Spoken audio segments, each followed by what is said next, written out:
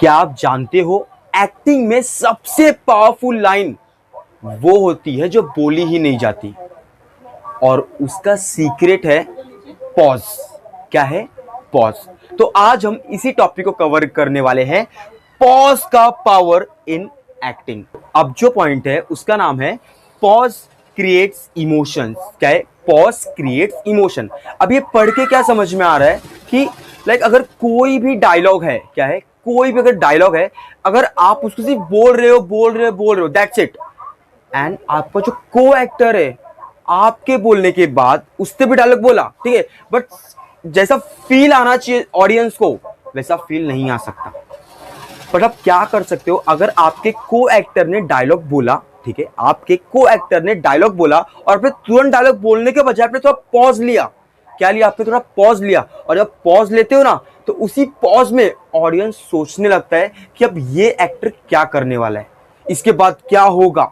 मतलब सामने वाले ऑडियंस के आप ऑडियंस भी सोचता है कि अब क्या होगा, अब क्या होगा इसके बाद, वो ये सोचता है। तो इसलिए कभी भी कोशिश करना, जब भी आप डायलॉग बोलने वाले हो आपके को एक्टर के बाद, आप थोड़ा पॉज लेके फिर अपना डायलॉग डिलीवरी करो।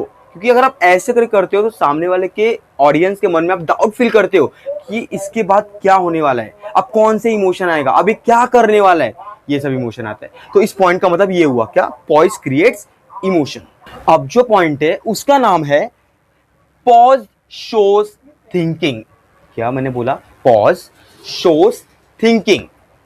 इस पॉइंट से हमें क्या समझ में आता है कि हम अगर रियल लाइफ में कुछ भी बोलने से पहले हम सोचते हैं, क्या रियल लाइफ में हम कुछ भी बोलने से पहले सोचते हैं, वैसे ही same as it is acting में भी अगर आप कोई भी चीज कर रहे हो ना, आपको ऑब्जर्व, थिंक, पॉज, स्पीक, आपको ये चार चीज ध्यान में रख के करना है।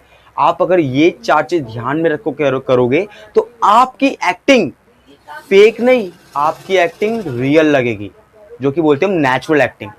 तो ये बात आपको ध्यान में रखनी है। ऑडियंस जो है ना वो डायलॉग सुनती है, पर पॉज ऑडियंस को टेंशन फील करवाता है। लाइक फॉर एन एग्जाम्पल, आपको एक एग्जाम्पल देता हूं। एक डायलॉग है, ठीक है, ये तुम क्या कर रहे हो। क्या डायलॉग है? ये तुम क्या कर रहे हो। अगर आप इसी डायलॉग को फास्ट बोलोगे, लाइक ऐसा, ये तुम क्या कर रहे हो, तो ये नॉर्मल डायलॉग हुआ, राइट?